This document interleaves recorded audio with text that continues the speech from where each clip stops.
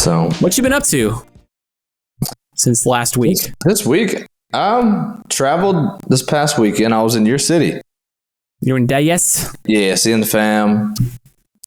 Did that whole thing, and then came back Sunday and Wednesday. I golfed. Sunday and Wednesday. Let's go. Yeah, Sunday night we teed off at I think we teed off at 6:30. So later rounds. I shot a 43. Let's go. Played 9 holes. And then wow, okay. For a minute there I thought you went 30 under. Okay, that makes more sense. I mean, it's possible, but let me tell you about Albatross. Last night I probably, after 3 holes, we threw the scorecard away. So I probably shot in the 50s. I was like, hey, throw that scorecard away. I'm just going to have fun the rest of the round because it was 119 degrees. And I usually hit the ball right. I'd probably hit my driver. I probably carried the ball 270 a couple times. As far left as I've ever hit the ball in my life. Like just the most powerful hits, but just right down third baseline. The problem with that, because I do that every once in a while too. I'll try to aim it left, banking on I'm going to slice it. And just do my shot. And then I do a snap hook. And then it's OB. And I'm like, I got all of that. And if I just aim in the middle, I smoked it. And now it's gone forever. Or is in some it probably went to the highway that far left. Yeah. Stupid. Now I haven't gotten to golf in a couple, really since what month is this? August? Yeah, I haven't gotten to golf this month yet. No, and I need to do a little work in here at my back up TPC Jaguar. I have something. I'm actually going to take this big thing in half because it's too tall right now. I'm going to take it down a notch, and then that way I can open up my driver a little more, practice that swing. Yeah, there you go. But yeah, so on the show, we're going to talk a little bit of soccer. We're going to talk a little bit of football. We're talk a little business. Okay. We'll see how long it takes us. We might break this up. Who knows? You never know. Could be a 5-episode. Yeah. I got 5 on it. I was a little surprised. I saw a picture on the ESPN.com of your boy Mbappe on Real Madrid. I was like, wait a minute. Looks good. When do they have an off season? Barely. So here's the problem. They basically had 2 weeks off. Gotcha. So the guys who played, because this year was the Euros and the Copa America. Right. And so the best players in the world play for Real Madrid and other big teams, Manchester United, Manchester City, etc. And so then they're also playing for their country. Well, Champions League goes all the way to June now. And then they've been complaining because they're like, there's too many games. You're getting too many soft tissue injuries, too many wear and tear injuries. And then they expanded the Champions League. And they've added a summer tournament this year called the Club World Cup. The Club World Cup, for the longest time, has been the champion of each continent will play a couple games. You'll play like 2 or 3 games, and then that's it. Like, it's a week-long affair. No big deal. Well, they want to make it 32 teams in America and make it a 3 or 4 week tournament. And so, like, Holland for Manchester City, he's going to have 354 days worth of games this year. Woo. He's going to be in season all but 10 days, more or less, before the next season starts if he does all the games. And it's like the human body can't handle that. He's going to be awake for 25 hours a day. It's getting out of hand. It is. And so, so when's that tournament happening in the U.S.? The Club World Cup or the actual World Cup? The Club World Cup. That's next summer. Okay, it's next summer. Gotcha. So it starts June 15th and goes through July 13th. Yeah, so it goes almost a whole month. Yeah.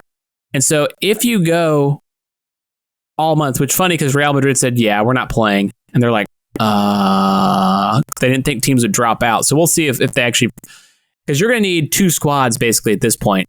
The squad depth you need because you have about 36 to 38 matches for your league. You have, if you play Champions League, like I said, they expanded that. How many Champions League games? Because if you got like, golly, there's going to be, they've upped it to 36 teams. So the finalists could play up to 17 games, 4 more than last year. Mm-hmm. And then you add in a whole big tournament. Yeah, it's just too many games, and the season just ended. And that's partially why like international soccer is not very good anymore, is the teams don't play together and they don't have any time. And so it's easy just to have a simple style and a simple structure and go from there. And so the games are just defensive, tired, and a little dull. So long season, too long. In regard to the MLS, is Messi out all year? I'm not going to lie. I do not follow the MLS. Well, just curious because, he had his big thing going on in Miami, and I think it was a 2-year deal. Right. And they were supposed to play in Austin this year. I was kind of pumped about that. But mid-September is what I'm reading. That he'll be back? Yeah, mid-September. So another month. Tore his ACL. No, it was an ankle injury. It was a big pop of an ankle injury. But no, he didn't tear anything, fortunately. Are they playing in Austin this year? I got to get my bro down for a game. Hopefully he's not listening to this. Maybe I'll get him some tickets. Let's see. Miami. Benvenidos a Miami. 2, 3, 4. There's not too many games left. Just in October. Yeah, I don't think they play y'all. Unless you meet in a tournament. Well, darn it. Darny darn. I thought they played Austin FC, but maybe not. Yeah. So, but let me tell you real quick. Pedri. So there's 2 players on Barcelona that are young and highly rated. Gavi, who's a douchebag and not that good. And Pedri, who was just a maestro, a beautiful player. And he played 81 games of soccer when he was 17 and just like destroyed his hamstrings, and he's never been the same player. And like I feel like that's just going to keep happening because if you're a coach and you have a young player, you got your job to keep. You got trophies to win. Are you going to bench the guy? No. And then, I don't know, just too many games, man. Also, you need a mental break from the season as a fan. Like I just can't have that much fanhood and that much intensity all year. Demasiado. Es demasiado. Demasiado.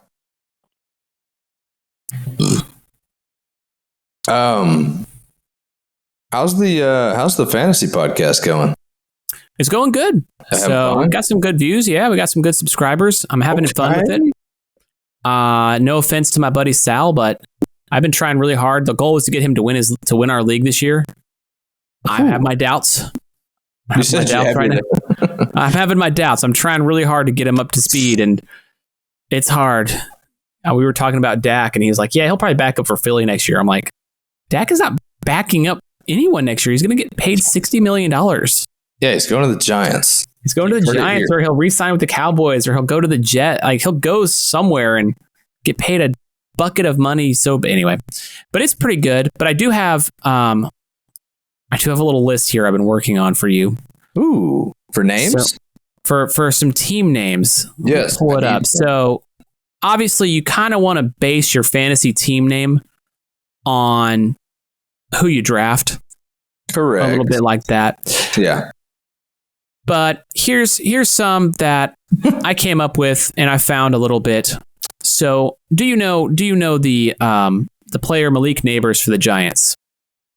Yeah, I do. Okay, so if I was doing a team name for Malik Neighbors, it would be something like a good neighbors. Something like that. State Farm is there. Oh my God. State Farm is there. Yes, just like that. If you draft Bijan Robinson, I have 2 names for you. Ooh. Got Bed Bath and Bijan. I like that. I love that. And you have To Infinity and Bijan. I like the first one better. You like the first one, Bed Bath and Bijan? Yeah. Write that down. I'm writing that down. Writing that one down. I might draft him just to do that. Got to trade up. True. If you got CeeDee Lamb, you actually have a few different choices. So let me know which one you like. Okay. Jerry needs a little lamb. Oh my gosh. Not bad. Did you make these up? I made about half of them up, and some of them I got online. Some I've stumbled across. Yeah. It's a mix, yeah. Because one of them said Mary, Mary has a little lamb. I read that one. I was like, what about Jerry? Jerry Jones. Jerry has a little lamb. Little lamb. If you draft one of my least favorite players, George Kittle. Me too. Why is that? Because he's an industry plant. I feel like you're told to like him. He is. He's totally a plant. He 100% is. He's an industry plant in the NFL. Dadgone right. That was perfect. Oh my gosh. Go ahead. But if you draft him, you can always say hello to my Kittle friend.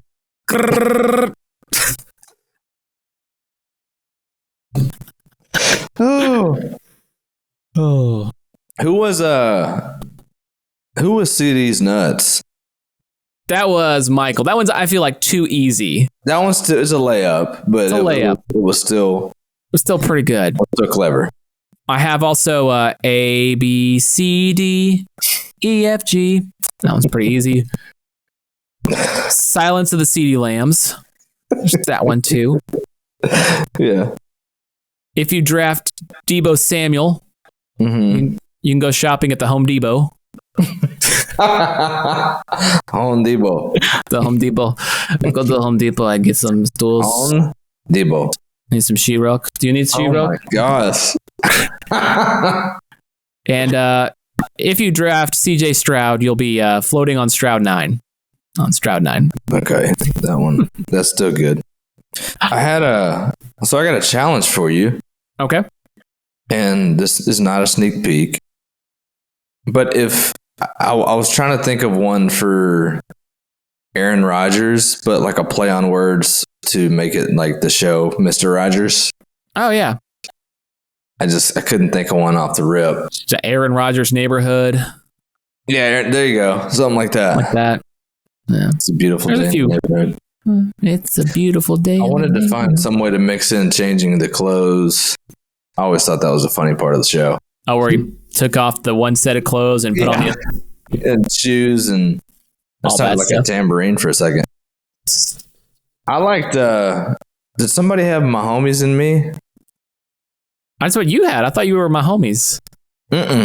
Maybe I was We Dem Squirrels, and then I was the 2008 All Stars after y'all made fun of me for picking my team. You know my rule in fantasy football, and I have what I call the Leonardo DiCaprio rule. Yeah.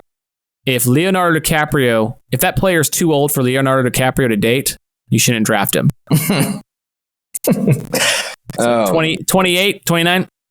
No. I agree with that. I like that. Too old. You want me to tell you? I hate that I remember this because I'm sort of a competitive psycho like you are. Absolutely. One of the worst fantasy moments in my life, and you were a part of it, and you don't even know it. Oh, no. We were doing a draft. I think it might have been the last time I played with y'all. This is probably why it was the last time you played with us. It was like the third or fourth round. Maybe it was a third round. And I was about to take Amari Cooper. And Anna was picking right before me. And I think she does great now, but she was a little clueless in the moment. And I remember you leaned over and you go, "You should pick him." And I was like,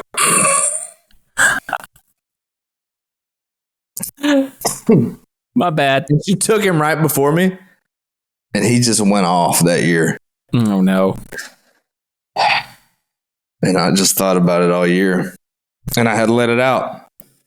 Well, good thing you haven't held it for 6 years, so that's healthy. Yeah, no, it's whatever. Yeah, who does that? I don't hold grudges. You do. Yeah, you do that. I don't do that. Yeah, that's someone else. I need to find a good one. So I guess I'll wait till after the draft to do the unveiling of my team name. Yes, mine was supposed to be Amon-Ra versus the board, or sorry, St. Brown versus the Board of Education, because we were going to do a keeper league, and I was going to keep Amon-Ra St. Brown. So St. Brown versus the Board of Education, that monumental case. We're doing a reset now, right? Yeah, hard reset. Apparently, it's not fair. So here's my conspiracy theory. Michael wants a reset because he has Christian McCaffrey who's super great but getting old, and he has CeeDee Lamb who's holding out, and he didn't want to pick and get it wrong. So I think he wanted to reset as much as everyone else. That's my conspiracy. But there was also it's fair for everybody. I think I counted the likes. I think there were 7 likes on that. Yeah, everyone was in. So I was like, thank God, because I don't have a keeper. Well, you would pick one of the remaining, which one of them was, I would get the leftovers. So the leftovers this year would have been CeeDee Lamb, Justin Jefferson, and Jonathan Taylor. So they're pretty good leftovers. Yeah, that's not too bad. No, but we've reset it.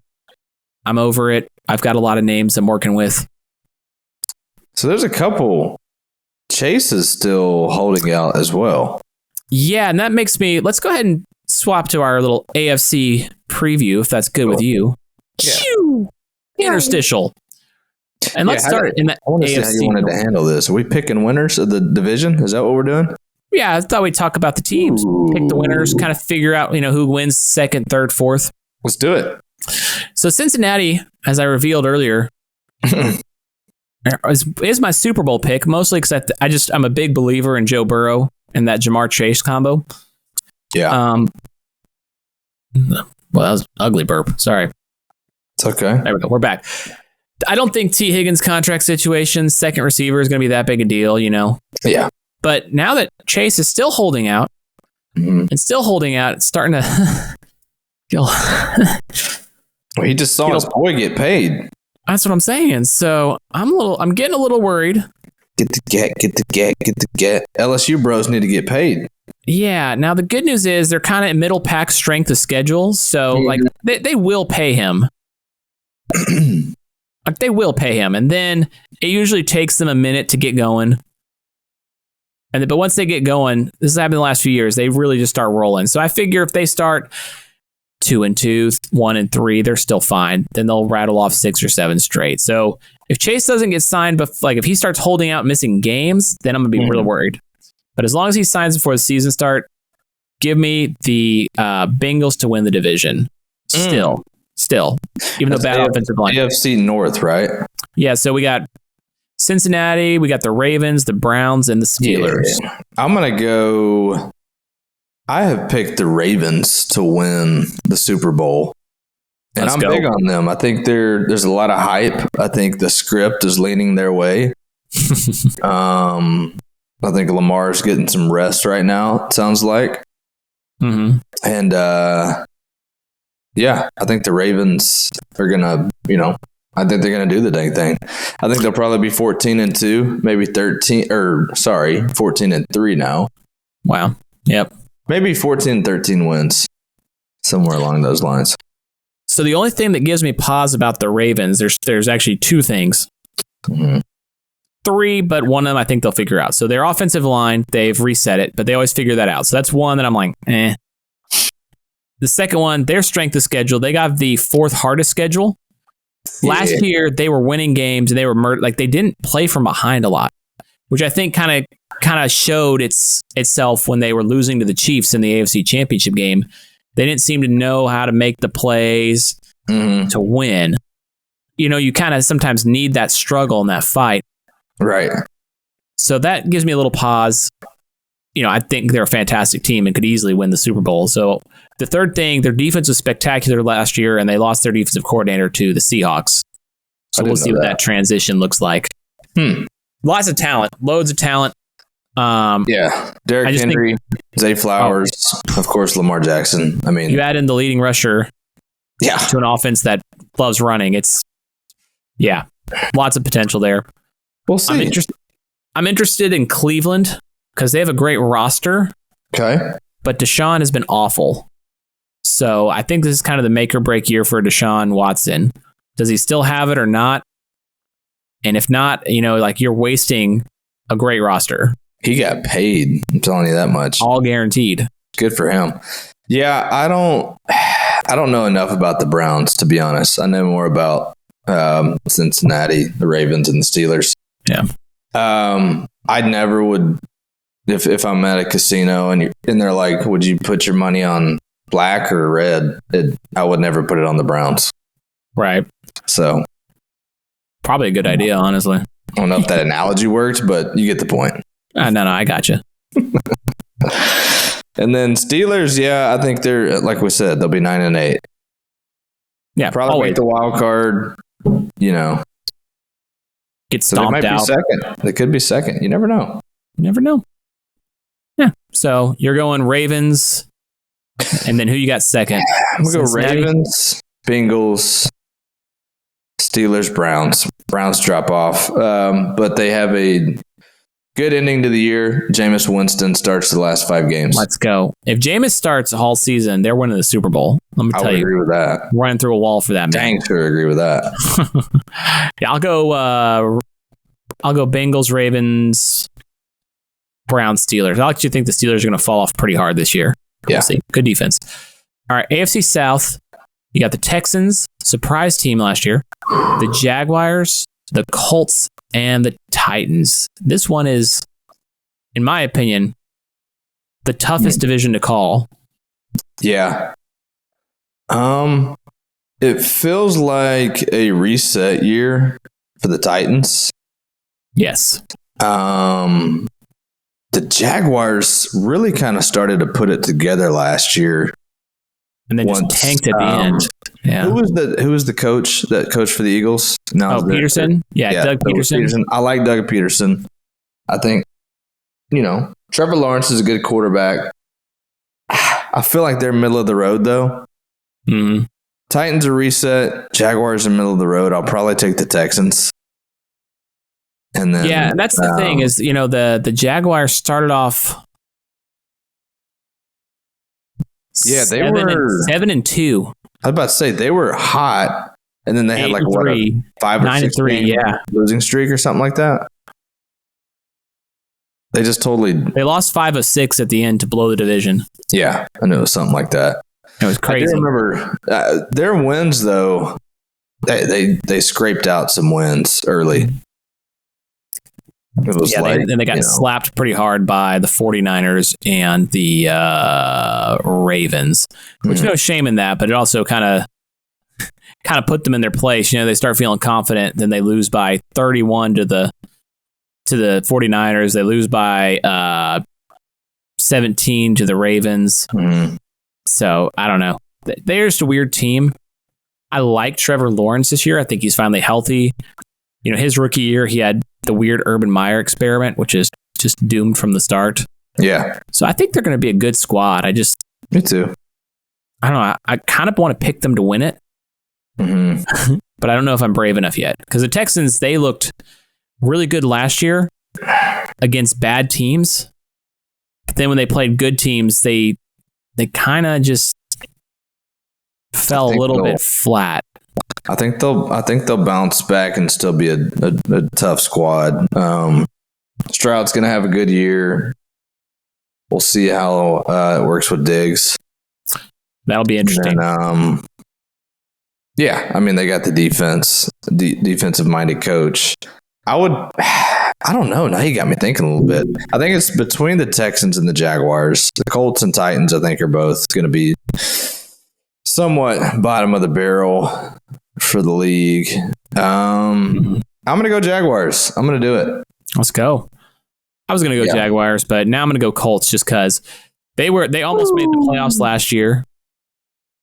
If it weren't for a weird drop pass at the end, they would have. I like their coach, Shane Steichen, and they have the 7th easiest schedule based on Vegas odds. Dang. So that's where they might have a little advantage. They'll have a good running game. We'll see. If Anthony Richardson is good, then that team could win the division because easy schedule, talent around him. But if he's not, then he's not. So I'll say Colts just because. Let's make it fun. Yeah, I've seen a lot of different little stories and snippets about how great of an athlete Anthony Richardson is. Oh, he's a freak, dude. Yeah, sounds like that's why he got drafted so high because his stats at Florida were not spectacular. 50-something% completion percentage, nothing but his measurables were just incredible. So, hard to argue with that. Give me the Jaguars. Doug Peterson. Super Bowl champion. Not afraid to go for 2. Go for it on 4th down. My kind of guy. Right. All right. AFC East, you got the Bills, the Jets, the Dolphins, and the Patriots. Can we all agree the Patriots finish 4th? Patriots are going to finish 4th. Feeling good about that. But man, I think Bills resetting the offense. Jets got Aaron Rodgers. The Dolphins got healthy again. It's going to be interesting. It is. I'm tempted to say the Bills are trending downward. It feels like they peaked like 2 years ago. Yeah, they missed their chance in the game where not this most recent Super Bowl, the one before that, when the Chiefs won with like 13 seconds to go. Yes, that was their year. I felt like that was their chance. I don't know what to think about the Jets. I hate to count out Rodgers. I'm going to go Dolphins myself. I think they're going to have firepower. Everybody's paid up now. Tyreek's paid up. Hawk Tua has got his deal. And so I'm going with the Dolphins. Nice pick. Yeah. I agree with you that the Bills seem to miss their opportunity in the last 2. They had that weird fake punt where they gave it to DeMar Hamlin and he just got tackled last year, and that made no sense at all. No sense at all. They have one of the hardest schedules. The Dolphins and the Jets have the easier schedules. The Dolphins have the 8th easiest schedule. The Jets have the 4th easiest. Ooh, I didn't know that. This might be the year where they really fall off. Yeah. So Dolphins, they play some tough games late. You play Jets twice in the last 5 games, Texans, 49ers, and Browns. So this could be a repeat of last year where they start hot and they go down late. So the Jets will have 2 opportunities to play them. Now, man, the Jets have a pretty soft opening schedule. Yeah, I'm going to go Jets to win the division. Let's do it. Okay. I don't hate that. You know, great defense. Aaron Rodgers. People love the coach. Yeah. I hear nothing but great things about, what's it, Saleh? Yeah. Robert Saleh. Saleh? I don't know. So, I know he's on one of them commercials where he shaves his head. So that's important to me. Of course. Alrighty. Last one. I think we can all agree the Chiefs are winning this division. Hold tight, buddy. Oh, okay. Let me think about it. It's not going to be the Broncos. Shouldn't be the Raiders. I don't want to count out Harbaugh yet. You shouldn't. And this could be, to your point, there's not been a three-peat in the NFL. Doesn't feel like the wheels are going to fall off. Doesn't feel like it's close. Yeah. But you never know. It could be a scrap year. There could be something that happens. I'm going to go Chargers. Whoa, let's go. Bolts up, baby. Give me bolts. Give me the bolts. I'm going to be a total coward and say Chiefs, but go ahead. Why do you think the Chargers? It's year 1 back for Coach Harbaugh in the NFL. He's got fresh legs. He just won a championship at Michigan. He's got Herbert. Khalil Mack is still the linebacker, right? He's still the defense. He's got a couple lead guys. It's beautiful weather out there. I mean, why not? Why not? The Chiefs are something's gonna happen with the Chiefs. That in this scenario. All right. I don't want to say an injury because I feel bad saying that. Maybe. I mean, they've played a lot of games, and they're probably swine flu or something like that. I don't know. Swine flu, monkeypox. Yeah, pox gets them. All right, I'm gonna roll with the Chargers. Let's go.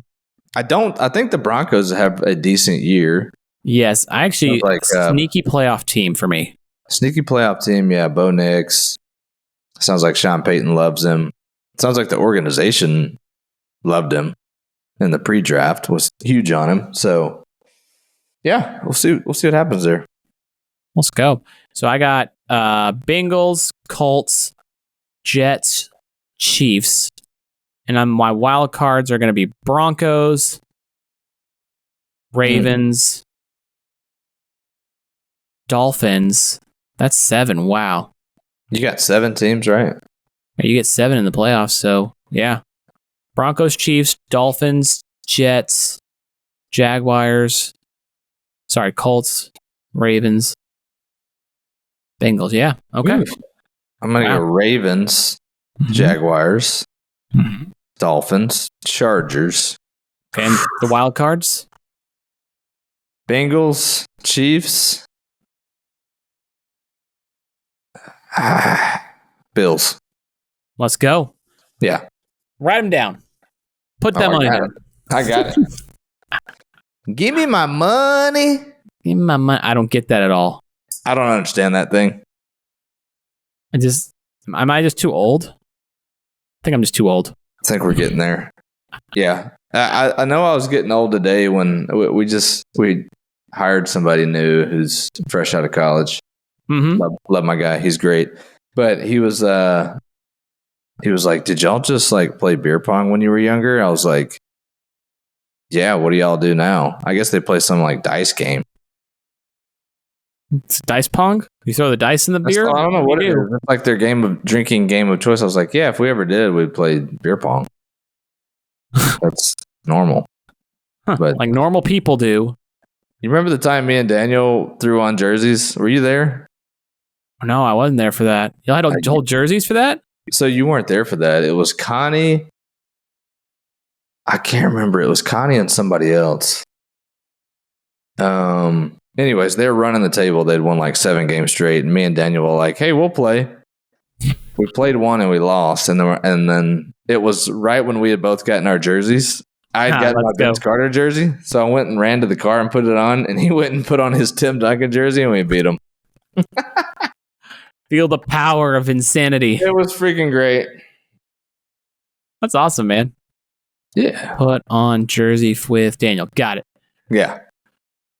Well, I got some business things I wanted to talk about real quick. Let's hit that sounder. Woo. It's business. It's business time. Cut it there. There you go. You cut it down a little bit. I cut it down a little bit. Yeah. I like the whole groove, but it's all right. Do you still follow Pitbull? Dale. So you remember in the Olympics they had the French Pitbull? Talking about Mr. 305? Yeah, Mr. 305. Dude. Yeah. French Pitbull, singer, rapper guy. Everything. LeBron? Yeah. Kind of hilarious. But he actually had an interesting business deal. So Pitbull has a groundbreaking partnership with Florida International University as FIU Stadium is rebranded as Pitbull Stadium, making it the first ever venue with an artist name. So it's kind of cool. Here was my question. FIU, how far is that from Miami? That's a great question. Let me ask the Google.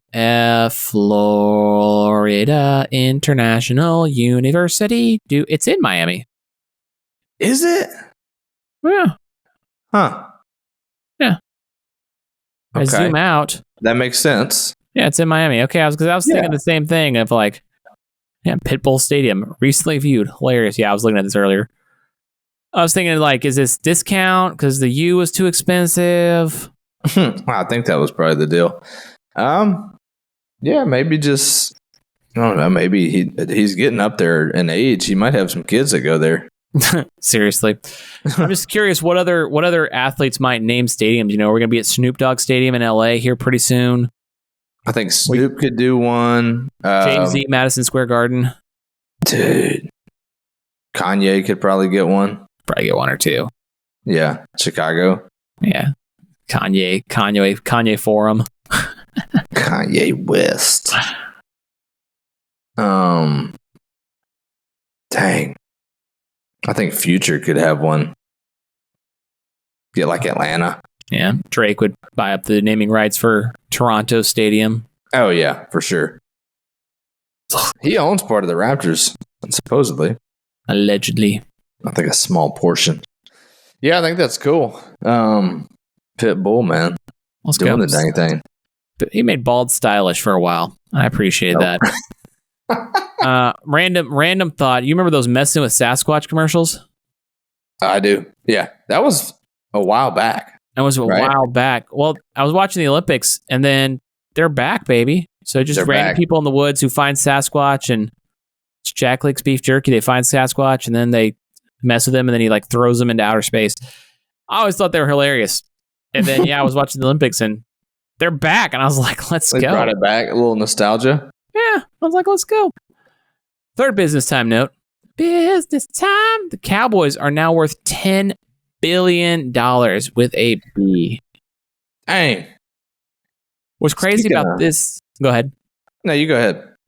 I said what's crazy about this is NBA teams and NFL teams, who's going to buy them when owners want to sell? That I don't want to segue too quickly from your segment, but go for it. That was what I was going to say. The NBA, it sounds like the NBA is positioning to sell they want $6 billion for the Celtics. And you know who one of the front runners is? Have you seen this? Is it the Mexican billionaire Jeff Bezos? Yeah, it's Jeff Bezos.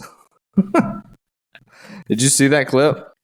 I did not see I just saw the headline. I didn't read the clip. So Bezos, I guess, is interested.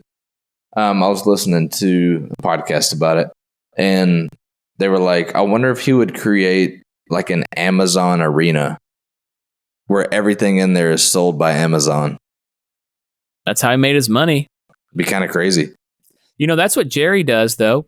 So part of what Jerry Jones, going back to the Cowboys real quick, the $10 billion worth for the Cowboys is three things. It's the stadium. It's the other stadium, the one in Frisco, the Star. Yeah. And it's the name brand, because they also have not just the Dallas Cowboys, they have I think it's called Blue Star Catering. Oh, they got all kinds of stuff, man. They got ice cream. They own the catering. Yeah. There's there's a list of things that's the Cowboys brand. They own it all in the stadium. Every dollar of that stadium goes to the Cowboys, which is brilliant. It's the way to do it. So then, of course, you're going to, like, as you're maximizing, you're spending $400 on seats and then $60 on parking and $200 on food. And every bit of that goes to Jera. It's brilliant. And a big part of that is he funds it out of his own pocket. It's all going back to his pocket. I think he funded whenever they were building the AT&T stadium, it was like 30% of Jerry's money. You know, those get convoluted. So I don't even know. Sure. I don't even know. You know real estate. You know how real estate goes. Yeah, it's crazy. So what's crazy, though, is other than Jeff Bezos, if a guy wants to cash out, all you got left is nation states. It's going to be hard. Yeah, it's going to have to be sovereign wealth funds, or, you've seen like these private equity firms getting involved. But they can only buy certain percentages, so it's going to be a lot of groups. It's going to be 20 to 25 people, and then they hire a governor, and that's, I'll do it. Yeah, I'll put my name in the hat. Yeah, I'll do it. I mean, I'll put up the first $100, and I'm willing to do that. It's going to be crazy, though. Yeah, I don't know. They can't get much higher. Like, I mean, there's a demand for it. I don't know. It went from the money's crazy, though. 200 mil in 2000. 24 years later, we're at $6 billion. That's ridiculous. That's crazy. Just ridiculous.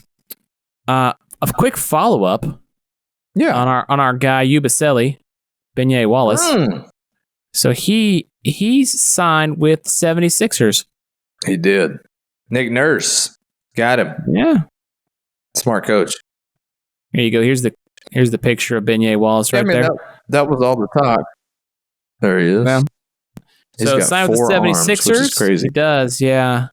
Well, it's because Wemby's in the background where he got 4 arms. Beignet Wallace got 4 arms. But yeah, that's I'll be interested to see how he plays. I think he plays well in the European game. We'll see how it translates to the NBA. Yeah. If anything, it'll be good for ratings. Yeah. Sell some tickets, Yeah. Hey, that guy looks like Ben Wallace, but he's French. That's pretty good. Yeah, like a beignet. Beignet Wallace. And then did you read about John Rahm? So I didn't read about this. I heard he was somewhat defending himself. Did he say that and then didn't mean to say it? I don't know. It's just a rumor. It's a report.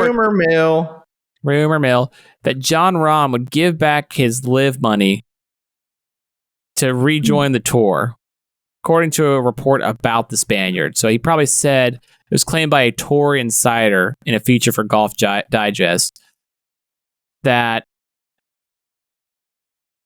I don't know. I mean, the problem is like he only wants, there's only like the majors that like he cares about anymore. So that's kind of hard because there's only 4 times a year when he said the only 4 times a year he's remotely interested in playing golf, and that's the 4 majors.